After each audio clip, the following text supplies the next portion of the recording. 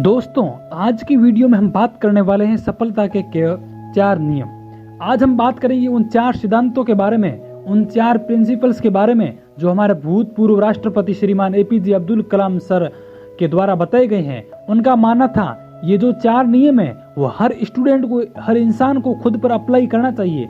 अगर कोई भी स्टूडेंट या कोई भी इंसान इनको अपने जीवन में उतार लेता है और उनको फॉलो करता है तो इस दुनिया में ऐसी कोई चीज नहीं है जो उस इंसान की कदमों में ना गिर जाए। और इन सारों प्रिंसिपल को हम पूरी डिटेल में समझेंगे ताकि आपको इन्हें फॉलो करने में या इस चैनल को सब्सक्राइब करने में आसानी रहे। मेरा एक महान उद्देश्य है। पहला जो नियम है वो क्या बताया महात्मा एपीजे अब्दुल कलाम ने कि मेरा एक महान उद्देश्य है। हमेशा अपने आप को याद दिलाएं कि आप लक्ष्य बहुत बड़ा है और अपने आप को बोलिए कि I will have great I am. दोस्तों, सन 1958 की बात है। डॉक्टर एपीजे अब्दुल कलाम एक पायलट बनना चाहते थे। उन्होंने मेहनत करके पायलट बनने के लिए सारी परीक्षाएं पास कर ली, लेकिन पायलट की वैकेंसी में केवल 8 सीटें थी और doctor APJ Abdul Kalam 9वें number पे थे। अब उनका सिलेक्शन केवल तभी हो सकता था जब उनके ऊपर 8 कैंडिडेट में से या तो कोई अपनी वैकेंसी छोड़ दे या फिर मेडिकल में आउट हो जाए।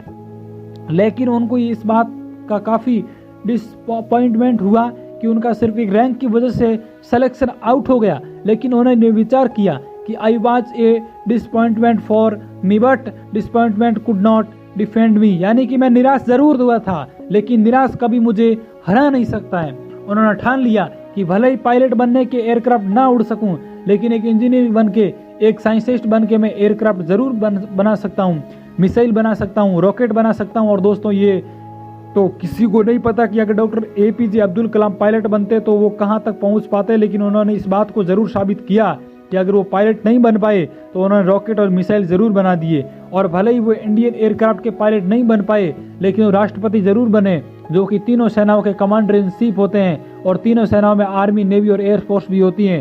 तो दोस्तों, उनका कहा गया रूल नंबर 1, हमेशा अपने आप को बोलिए कि I will have great I am, मैं अपना लक्ष्य ऊंचा रखूंगा, मैं प्रोमिस हमेशा अपने आप को याद दिलाने में रहूंगा, मैं लगातार ज्ञान प्राप्त करूंगा।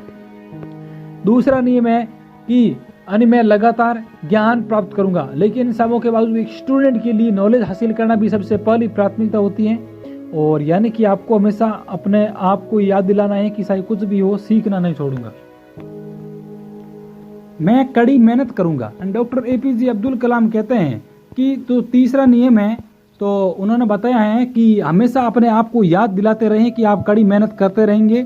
ठीक उसी नियम का अनुसरण करके डॉक्टर एपीजे अब्दुल कलाम अपनी टीम के साथ 1 साल और कड़ी मेहनत करी और प्रोजेक्ट के शुरू होने के साथ आखिर का उन्होंने साबित करके दिखाया कि कड़ी मेहनत आपकी असफलता को सफलता में बदल सकती है।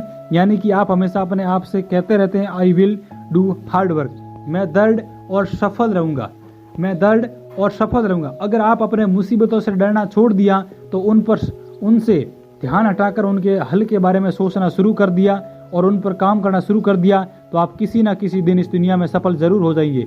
दोस्तों, लास्ट में एक बार और इन चारों रूल को रिवाइज कर देता हूँ।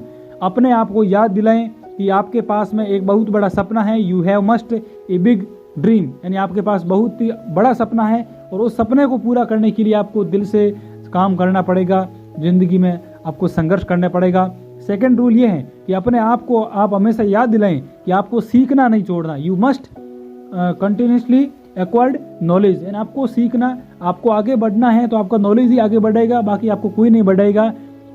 तीसरा रूल बताया एपीजे अब्दुल कलाम जी ने, कड़ी मेहनत करें, मेहनत में कोई कमी ना छोड़ें। ठीक है। चौथा नियम ये है कि उस मेहनत को लगातार करते रहें। ठीक है। और ऐसा अगर आप करते रहोगे तो आप एक दिन जरूर सफल हो जाओगे। और आज हमारे बीच में मिसाइल मैन, इंजीनियरिंग वैज्ञानिक और भूतपूर्व राष्ट्रपति doctor APJ Abdul Kalam sir नहीं है।